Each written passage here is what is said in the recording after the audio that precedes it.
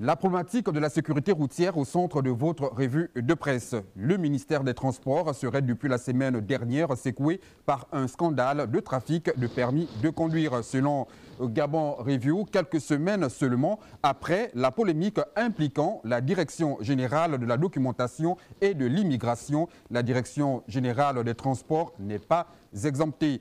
Permis de conduire, la DGTT au cœur d'une grande mafia, titre le quotidien national L'Union. Le journal s'appuie sur des images diffusées sur les réseaux sociaux montrant dans un bureau des demandeurs versant de fortes sommes d'argent pour se faire délivrer le précieux document. En effet, confirme Gabon Review, il semblerait qu'il y ait tout un réseau autour de cette révélation et le dossier, semblerait-il, agit en toute impunité.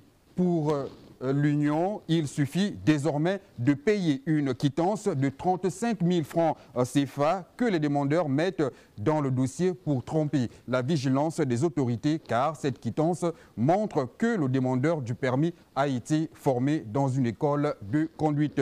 Gabon Review évoque des sources proches du dossier des démarcheurs qui sillonnent les villes, quartiers à la recherche des candidats au permis contre des sommes allant de 15 000 francs CFA. Ils récupèrent les 10 dossiers qu'ils introduisent ensuite au Centre national de permis de conduire. Le quotidien national souligne qu'il n'est plus rare de voir les usagers se plaindre de ce que les permis de conduire ne sortent plus simplement parce que leur délivrance se fait désormais au plus offrant. Permis de conduire mafieux quand l'État devient complice de l'incompétence sur nos routes, titre Gabon Mail Info, qui précise que ce trafic jette une ombre inquiétante sur la moralité de notre administration et souligne l'urgence d'une réforme profonde. Les auto-écoles enregistrent une chute drastique de leur fréquentation,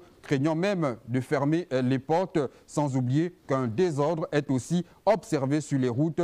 L'Union conclut en évoquant la loi gabonaise qui commande pourtant que pour obtenir un permis de conduire, il faut préalablement se faire former par une école de conduite.